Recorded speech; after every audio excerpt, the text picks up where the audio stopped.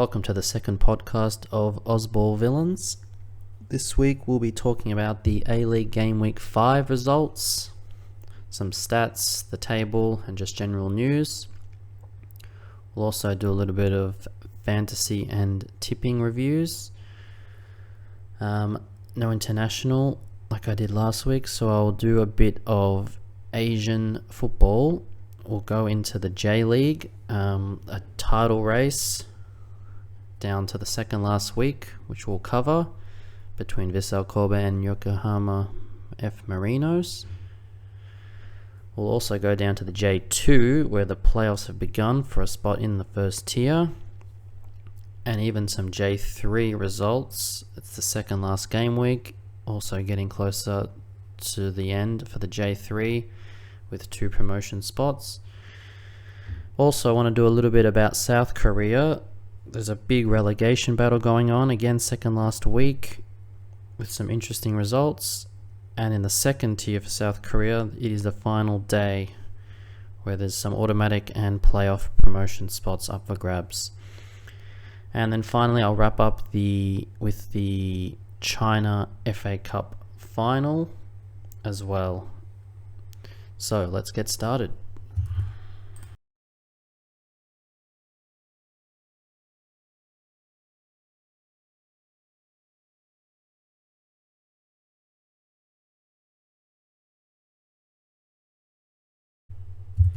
So another good round for the A-League, back after the international break. We have the first match, which was MacArthur FC versus Melbourne Victory on Friday nights. That finished 1-1.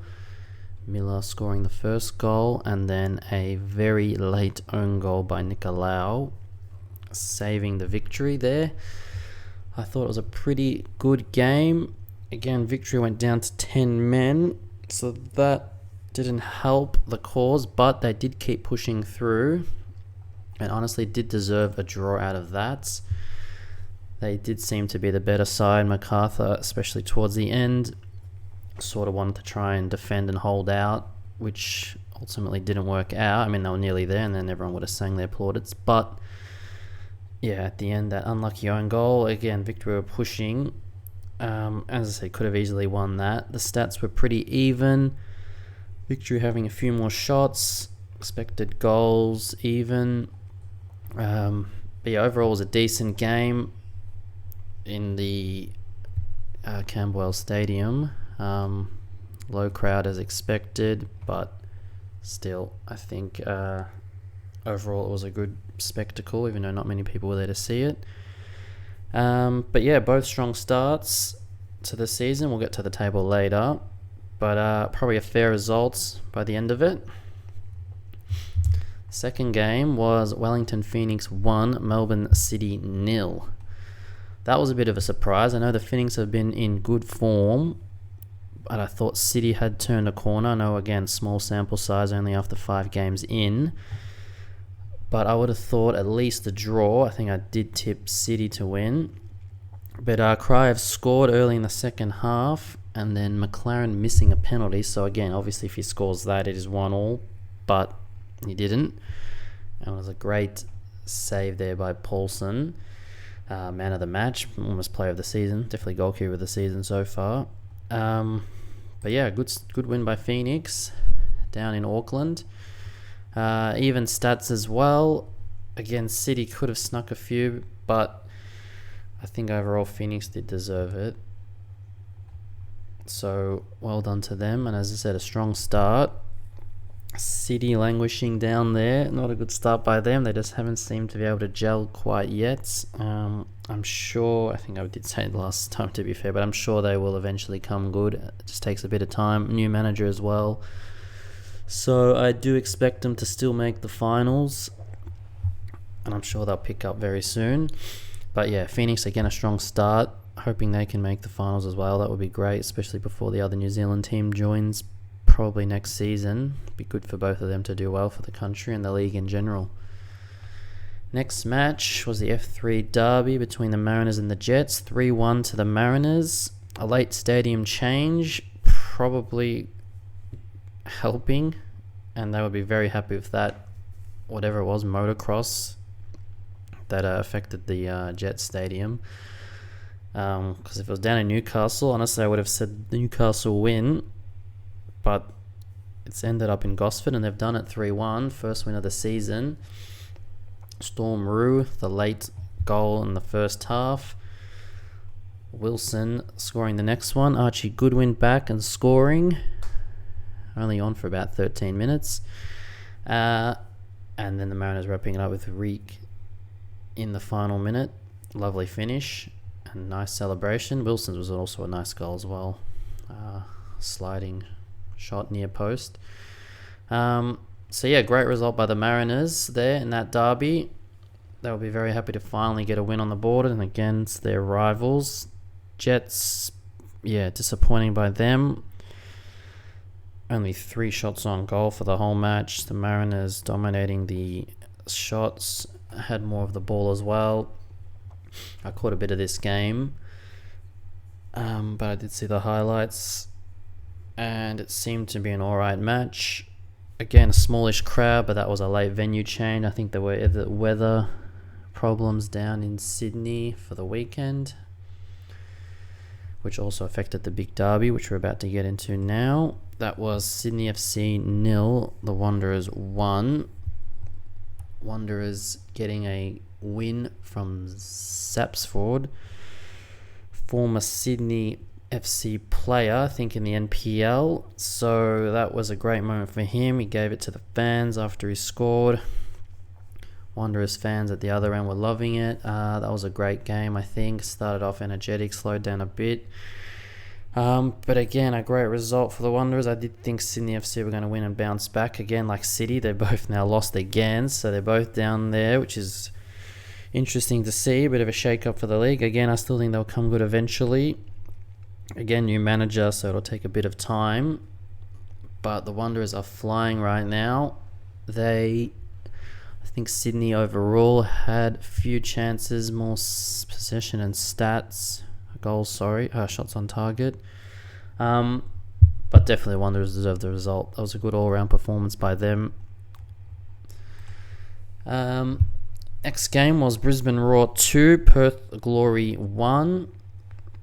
Henry Hall opening the scoring in the second half, and then Jay O'Shea as well. That was a late goal by Shushnia at the end. It was too little too late as Brisbane Roar win. I think that was a comfortable win by them.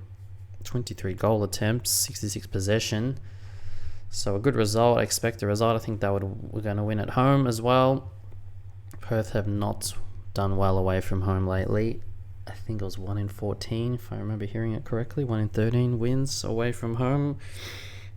I think usually they aren't great away from home all the way in Perth, always having to travel to the east.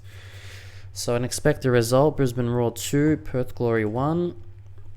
And finally on Sunday in Ballarat again, it was Western United 1, Adelaide United 3.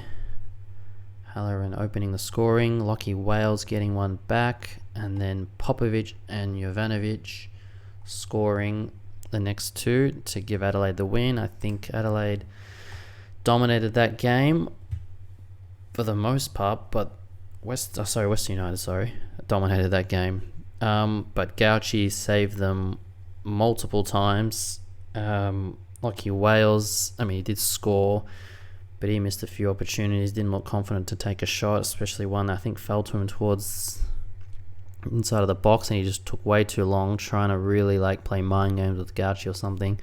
Ended up getting blocked since he had missed a few shots earlier. Again, he did score. It was sort of a semi-scrappy lucky goal, kicking out of Gauchi's hand. In fair play, I don't think it was too late. But Gauchi played well, stopped Danzaki running in on an open goal. Lockie Wales as well, but then was tackled by Popovic. So they had their chances, but Adelaide took theirs. And in the end, coming away with a 3-1 win. That's what you want away from home, taking your chances. Western United at least finally scoring their first game in 3-4 games. Hopefully that gives them a bit of confidence for next week. I think they're playing the Phoenix. We'll get into that later. But yeah, good win by Adelaide, 3-1. So let's look at the standings. Wanderers on top on goal difference, 11 points, alongside the Phoenix, who only have 5 goal difference. Wanderers have 8, so a great start for the Wanderers. Adelaide United up to 3rd now, bounced back after that loss to Sydney. Same points as the Raw, both on 10. Victory and MacArthur both on 9.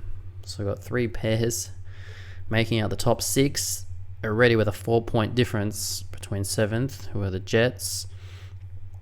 And then from then it goes Glory and City, both on 4 points. Sydney FC 3, Mariners 3, and Western United now on the bottom after the Mariners win. So not a great start by the Western United. 4 losses in a row now. -8 goal difference. Only 3 goals scored. Not a good start for them. Top scorers, I think, didn't change much. Fornaroli didn't score, still on 6. Zavada was out injured. Stamatolopoulos did not score either. McLaren either. So Henry Hoare is the only one who made movement, and Kryev. 3 goals each. Stamatolopoulos and Zavada still on 4 and 4. Let's take a look at next week's games. I will cover it a bit in my tipping, but Brisbane Roar vs Wanderers, Friday night. Western United vs Phoenix. Sydney FC vs Glory. Mariners vs Victory. I will be going to that match actually. Sydney FC and Glory, I'll be there as well. I'll be flying up to Sydney for the weekend to watch those 2 games. I won't be staying for, I can't actually go see MacArthur vs Adelaide. It is 2 hours after the Mariners game, so I won't be able to get to MacArthur from Gosford in 1 minute, so that's alright though. As well as the Newcastle Jets and City also at 5 o'clock. Now I think one of those games got rearranged a few weeks ago because of the Asian Champions League, because I do remember thinking of going to the Jets vs City, I think, which was on Saturday during the day or night, I'm not sure, during the day, instead of the Sydney FC vs Glory game. But at least there was another game in Sydney at the time, so I get to watch that one. That will be next week. As I said, I'll cover a little bit of that in the fantasy and tipping section next week, what I think may happen. So that will be up next.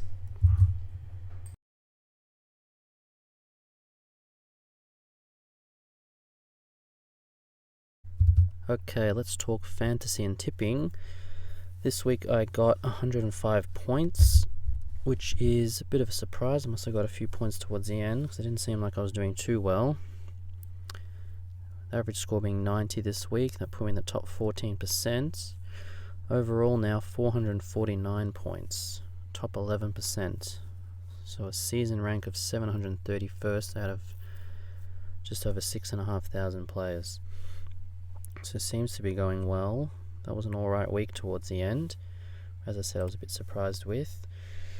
Let's look at the biggest scorers for me personally. It was Paulson with 23 points. He's having a fantastic season, averaging 12.4 now. Him and Hewitt Bell, he's only got 1 point. They both started off as even choices for me. Paulson is flying now up to 300k. Paulson now almost the bare minimum price. So I'm glad I've had him on the field. Tate Russell getting 13 points, right on his average of 13. He's playing so well this season, especially for fantasy. Nicolau only 1 point with that own goal. Thought it would have been a negative points. And Popovic, who I must say was a great transfer at the last minute. Took out Nathan Paul from the Mariners and brought in Popovic. And he managed to get a goal and 22 points, which is an amazing return. On the bench, Talbot and Docker. In the midfield, O'Shea, 20 points with his goal and assist. Finally got a good bag of points. Vice captain there. Arslan, 4 points. I think he's injured again, so I might have to get rid of him now. Taylor, 4 points. Altay, 7 points. Finally more than 3 or 4 points. Danzaki on the bench with 3. Now McLaren captain, -3 points. That's why I was worried about my score this week. But it was made up for by other players. Tulio 15 and Gomez only 2 points. So a mixed bag. Overall a decent score I'm happy with. Let's take a look at the overall players. Zach Cloth is now winning. After 12 points this week, he's up to 73. beating O'Shea by 1. Oh, there's actually 3 players on 72 points. O'Shea, Marcelo, Clisby and Fornaroli rounding out the top 5. Lolly is catching up, and then Russell, Paulson, Lawrence Thomas, Ben Halloran making up the top 10. So I've got a few of those top 10 players, a couple of surprises. I knew Lolly would come back up. I wanted to transfer him in. I actually thought it was a midfielder, and then I saw him as a forwards, and I didn't want to get rid of any of my forwards yet, so I didn't get him in. He got 9, and he went up a lot though, which is the thing that hurt me more, not the 9 points. He's now 528, so it's going to be very tough to get him in. If I do ever get him in, I would have wanted to have upgraded Gomez, but that's going to be a big jump. So I might have to downgrade somebody else if I want him in. We'll see. Apart from that, as I said, everyone else is doing well in the top 10, as you can imagine. Some surprises with Russell and Paulson. Other keeper Lawrence Thomas up there, but he always does well. Now let's look at who's gone up in the most value this week. It was Shushnia, 89k after his goal. Late goal against Brisbane. Davila now back up. So I had him, took him out, didn't do well. Now he's got another 13 points. Might have to watch him as well. Tate Russell keeps going up. Lolly and Paulson, as we said. Kaczarski, despite only getting 3 points, up again. Briante, Miller, Kelly, Heald and Chancha. The other big movers, Popovich actually for me as well went up 45k, so that was good. Now who's dropped in price? Brandon Barella, after getting injured, only 31 points for this season, down to 328. Fornaroli is down again after not scoring for 2 weeks in a row. I did expect that, up and down. I still wouldn't bring him in. I know he's going to be hot and cold and not playing every game. Rukavica down, hasn't done anything. Kalefi for Perth, down. Sam Sutton down. So quite a few players that have gone down. So for next week, just have a quick look now. I know it's early and I usually do my transfers on Friday. Keeping Paulson on over Heward Bell for sure. Tate Russell staying. Nicolau has been playing well, unlucky with that own goal. Popovich in. Now Talbot and Doc on the bench. I did say last week I wanted to get rid of one of those two and Paul, and I ended up getting rid of Paul. I might have to get rid of another one of them. See if there's any other defenders that are cheap that are coming up. If not, a bit of an upgrade. I have nearly 200k in the bank. Midfield, O'Shea is staying. Arslan, as I said, if he's injured, I may have to get rid of him. Taylor, one of those young guns who have gone up, is now starting to drop already. Obviously got nearly all of his points from that game against Victory with 2 goals. He might be one you have to get rid of. He's given me my money, a few points here. He might not be getting any more consistent points as expected for a young player. And then Altai and Danzaki. As I said, I did want to get rid of one of them last week. I didn't because I couldn't find anyone to bring in, especially a cheap midfield. I'll check again if there's someone else who's either gone down or another young guy who's played second game and is about to play his third who's going to go up in value. Probably going to get rid of Danzaki. He didn't start last week either. Altai finally got more than 3 or 4 points. He got 7, not much, but at least he got something. He did play well. He did play the through ball for Wellington's goal, not the assist, the pass before that. But he does play defensively, so I don't see him getting too many fantasy points, apart from the passing and tackling points, or wherever else you get the points. McLaren, gonna keep him, maybe not captain next week. I'll decide that later on. Tulio staying, he got another double-digit point. And then there's Gomez, who's probably the one I would like to get rid of. He's only done 1 good game. I gave him another chance this week. Maybe one more chance next week. Again, depends on another forward. I would love to upgrade to Lolly, but I do not have the funds right now. Now let's go over to the tipping. This week, I think I only got 3 points. I got the MacArthur vs Victory game right, a draw. I picked City to beat Phoenix, wrong. Mariners, I changed last minute because of that home game, and that was right. Sydney lost to the Wanderers, I picked Sydney. Brisbane Roar I got right, and I tipped the draw for United, the 2 Uniteds. That was not a good choice. Should have picked Adelaide, obviously. Next week, I will tentatively put them in. Roar vs Wanderers. Now that is a good game. I'm going to go the Wanderers by 1 goal for now, unless some team news or something happens throughout the week. Western United vs Phoenix. That has to be the Phoenix. Again in Ballarat. Sydney FC at home to Perth. I think Sydney. I will be at that game actually. I'll be heading down to Sydney this weekend to watch Sydney FC vs Perth Glory, as well as the Mariners vs Victory in Gosford, which will tip next. I might actually go a draw for that one. Macarthur vs Adelaide. Gonna have to go Adelaide now. And then the Newcastle Jets vs City. Now, honestly, I don't know what's going to go on in that game. I think tentatively for now I will put in a draw. And again, we'll see how it goes throughout the week. In terms of my tipping results, I didn't check that before. 12 points in total. So this round ranking was 552. Overall ranking of 461 out of just under 3,000. So not too bad. I've never really gone past more than 3. I'm just consistently getting 2s and 3s, I think. Hopefully next week I can get past 3.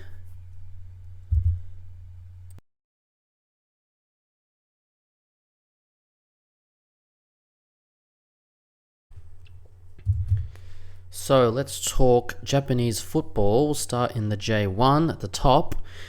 We have a new champion. It is Vissel Kobe, their first title in their history. They have managed to edge out Kevin Muscat's Yokohama F Marinos on the second last game week. Yokohama drew 0-0 with Albirex Niigata the day before, meaning that Vissel Kobe just needed a win to secure the title. They could have done it on the final day, obviously, with another win. And if Yokohama didn't get the right result. But Vissel Kobe took it in their own hands and they beat Nagoya Grampus, Mitch Langrak in goal for the Nagoya team. And Kobe won 2-1. They were 2-0 up. Nagoya got one back, but they held on in the end to win their first title. So an amazing result. 68 points with one game left. Unreachable. The Marinos 64 points. So fantastic result there. Unlucky for Muscat. They did win last season. Second place. Still very good, of course, but he would have loved to have gotten a second title there. But a good result for Kobe. I did see Vissel Kobe play in 2019. One of the games I saw in Japan. Wouldn't say they're my team in Japan, but I do follow their results. And of course they were famous for having Iniesta. I think David Villa even played. Podolski, a few other famous players. I don't think they're there anymore. Well, they're definitely not there anymore, sorry. And yeah, finally got the result thereafter. Title win. So only one game week left in Japan, but it's still a few other spots to challenge for. So third place, so the top two, mind you, go to the Asian Champions League for next season. I think by then it'll be called Asian Champions League Elite, the top one. Third place will go to Asian Champions League 2, which is essentially the AFC Cup, or not really AFC Cup, it's just the second tier. AFC Cup, yeah. I think it's just renamed, and then there'll be a third one. I can't remember the name of that one. So for third place, we've got Sanfrecce Hiroshima on 55 points, and the Euro Red Diamonds on 54 points. So only 1 point difference between them. So we'll take a look at the fixtures to see who they're playing, and Hiroshima are away to Avispa Fukuoka, who did win the cup, and they are in 6th place. Nothing to play for, but still will be a tough game for Hiroshima. And the Red Diamonds are away to Hokkaido Consodale Sapporo. They are in 11th place, so a slightly easier fixture for the Reds, but they are 1 point behind. So a loss to Hiroshima and any result for the Reds means they'll get up to third. A draw for Hiroshima means that the Reds need to win, and a win for Hiroshima means that they are in third place.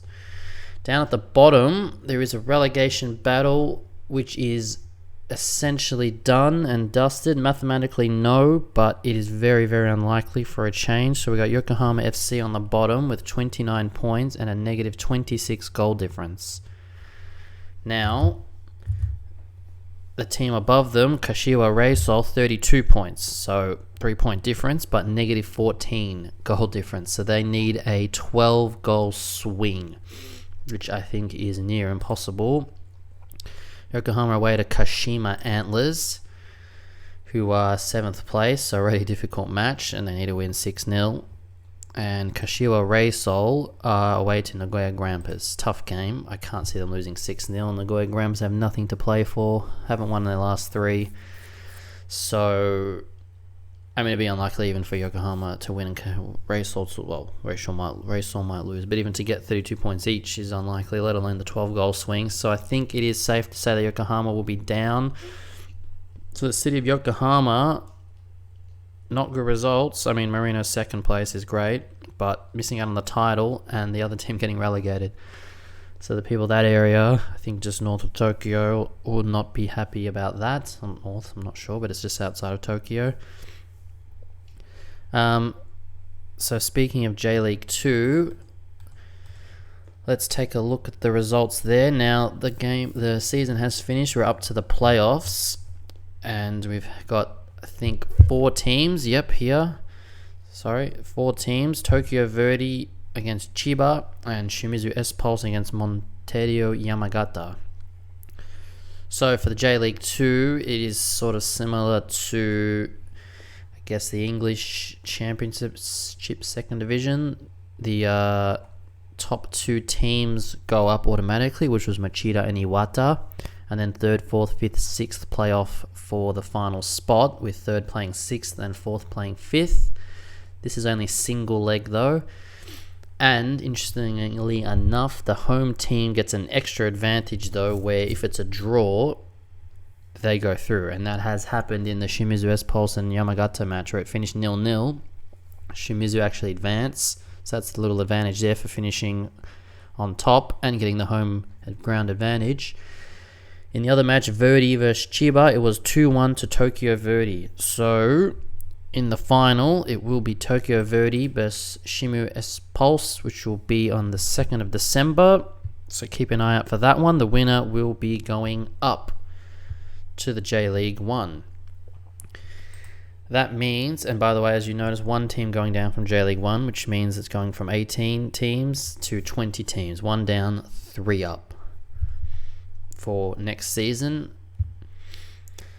Let's go down to the J-League 3.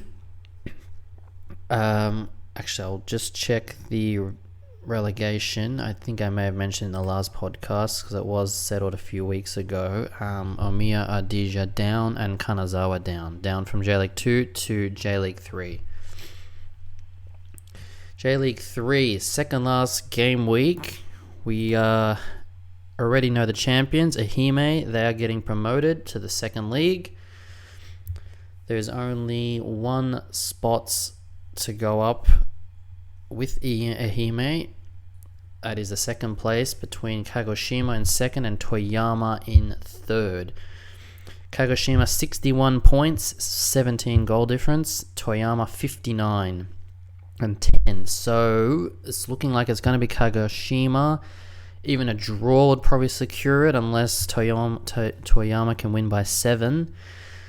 But if they lose, Toyama will be there waiting to win. Let's see who they're playing. Kagoshima are playing, these are all at the same time, being the final game day. They are away to Ganare Tottori, who are in 5th place. So a tough game for Kagoshima. I know nothing to play for a lot of these sides, but you never know. They could slip up.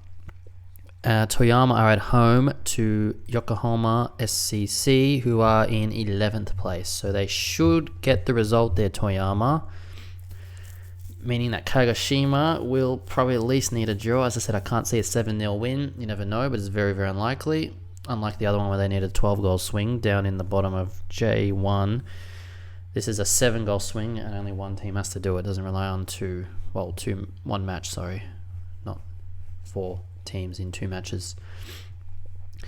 And down at the bottom, we have Hiravans Kitakyushu. Now, this is actually the team I would almost say is my team. I have a soft spot for them. I did go see them when I went to Japan. They have an amazing little stadium in Kitakyushu. I think I was using the World Cup.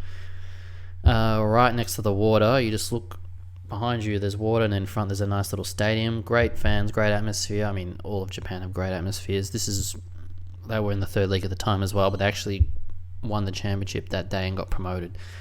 Now they're on the bottom 4 years later and potentially going down to the fourth tier, the Japanese Football League, which would be disappointing for them.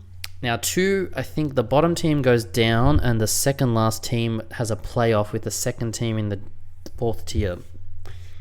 The thing with the fourth tier, though, is that a lot of these teams do not have the license to go up. Whether they're just not interested in it yet, or they're just not ready, or they haven't applied for it. So only the teams that have a license, there's only a few, 4 or 5, can actually go up.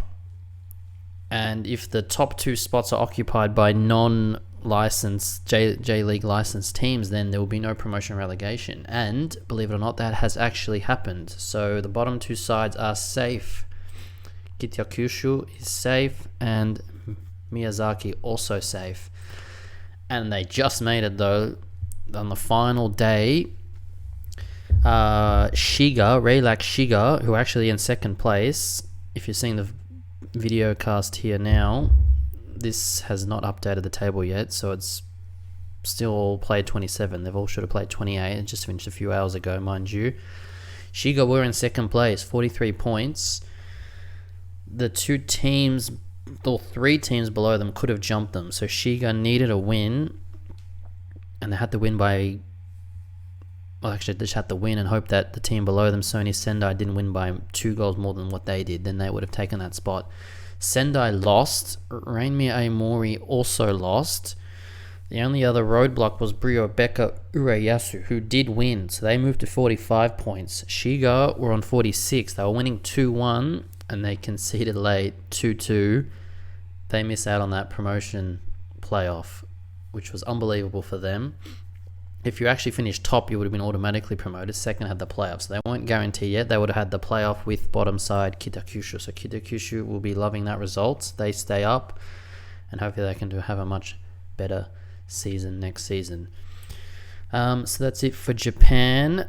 As I said, not many games left. J-League 1, final game week, just for a Champions League spot, and well, relegation's done and dusted. J-League 2, there will be the playoff to go up. And as we said, J-League 3, just between Kagoshima and Toyama for that final spot.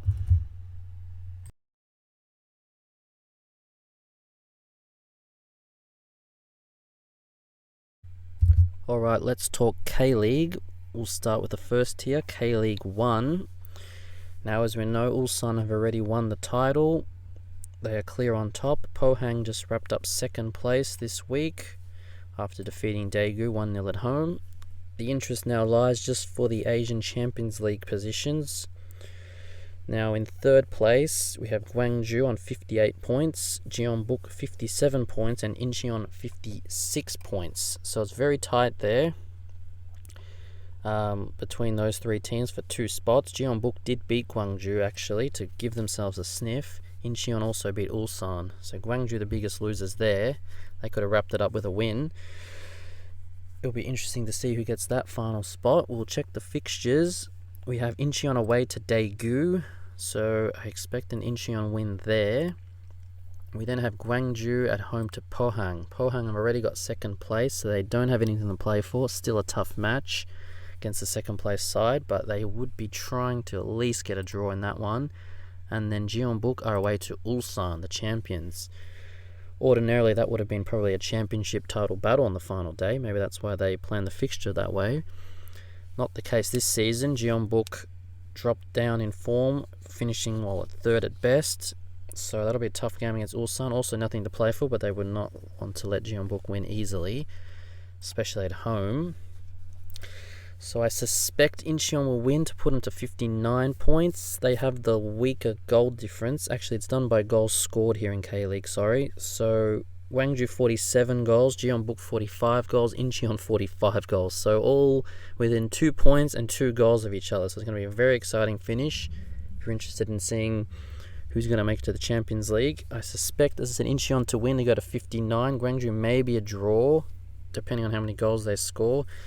Jeonbuk, I think it's going to be Gwangju third, maybe Incheon fourth, and I'm thinking Jeonbuk may actually miss out on the Asian Champions League. But I wouldn't be surprised either way. It's very, very tight. The bigger interest, though, is in the relegation zone.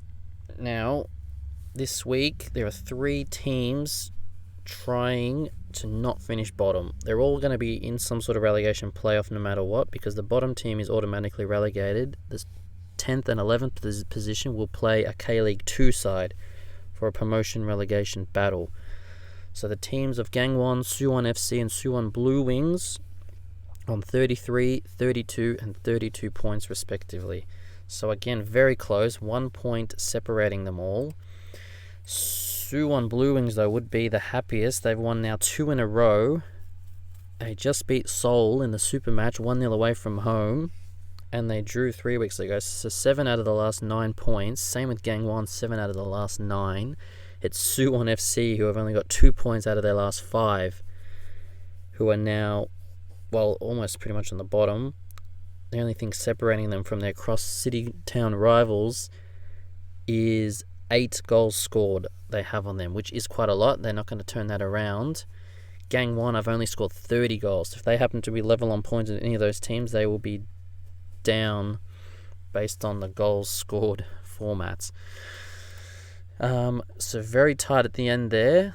The fixtures, it is Daejeon vs Seoul, nothing to play for there. Suwon Blue Wings at home to Gangwon, as we said. So a draw for Suwon will be enough to get them above Suwon FC, assuming Suwon FC do not get a result against Jeju, which I think they will.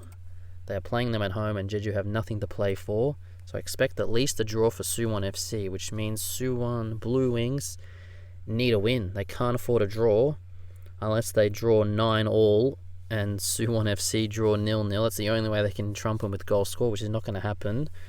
So they need a win against Gangwon, and in doing so, they'll jump both teams. So if you finish 10th instead of 11th, you do, in theory, play the weaker K-League 2 side, which I'll explain later when we go through those results. So as long as it's not 12th, obviously they will be happy. Still not happy overall for the season, but just the best they can get out of this situation. So it will be very interesting to see what happens. So let's go to the K-League 2 now. Final game day, we had a promotion battle. Top team automatically gets promoted, second for the playoffs, along with third, fourth, and fifth, which I'll explain later. It was between Gimcheon, Sangmu, and Busan. Busan were up by 1 point. They just had to beat the result of Gimcheon. Gimcheon won 1-0. Busan were leading 1-0 for a good portion of the game. They had the promotion there, and they've conceded a last-minute goal against Cheongju. And as a result, they have finished second place. Unbelievable. Gimcheon, the army team of Korea, have gone up by 1 point. 71 points to Busan's 70 points. Crazy finish. In third place, we have Gimpo FC, 60 points. They are also in the playoffs. They're 1 round ahead of the 4th and 5th place side who play each other. 4th place is Jeongnam, and 5th place is Bucheon. They both made it on the last day as well, because there was Anyang and Jeonnam right there towards the end. Anyang did win. They were hoping for results to go their way, which they didn't. Bucheon beat their other promotion candidate Jeonnam 4-1. Had Jeonnam won that, they would have been in over Bucheon. So a crazy finish as well for the playoffs. Very exciting. There is no relegation to K-League 3 in Korea. I think there's some sort of application between K2 and K3. K3 and K4 have promotion relegation, but there's sort of a little split between 1 and 2 and 3 and 4. For the playoffs, as I was saying, where there is 4th versus 5th. So Jeongnam will play Bucheon first. The winner of that game will play the 3rd place side Gimpo at home. Then the winner of that match will play the 10th place side from K-League 1, as I explained before, one of those Suwon teams or Gangwon. And Busan, they don't play for a while. They will play the 11th placed team. So they get, as I said, the slight advantage of playing the, in theory, weaker side, but they're all very similar, so it might not be much of an advantage, and they are playing away from home Busan, so is the K-League 2 side. So very tough to get in from this promotion spot. There are 2 spots available, though, so that's going to be played out throughout this week and next week. done by the 9th of December, so hopefully I have the results for you for them by then. So very exciting for the K-League 2 and K-League 1.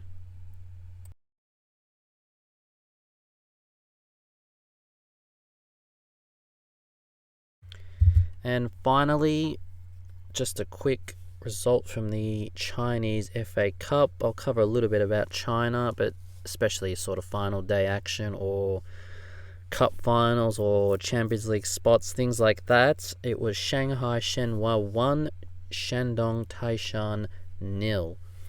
So Shanghai winning their 6th FA Cup title. I think Taishan had won 8 or 9, the best, most successful team in this competition.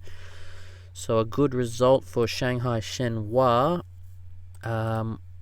They finished the game 1-0. I think we've had Marwan Fellaini playing for Shandong still, getting a yellow card as expected. Shenhua, I think Tim Cahill's former team. So a 1-0 win for them. That will put them into the Asian Champions League Elite for the next season, the top tier for Asia, alongside the winner of the Chinese Super League. So that is the end of the Chinese season. So a good result for Shanghai Shenhua. 1-0 in the Chinese FA Cup final. That will be it for this week. Only covering Australia and a bit of the Asian leagues. As I said, not much international matches. We've got some Asian Champions League coming up this week, as long as the exciting final days and playoffs for Japan and Korea, which I'll try and cover next 2 weeks or so. There's a couple of, as I said, game weeks of that in Japan and Korea and a few of the other Asian leagues, so we'll see how we go when we get to that next.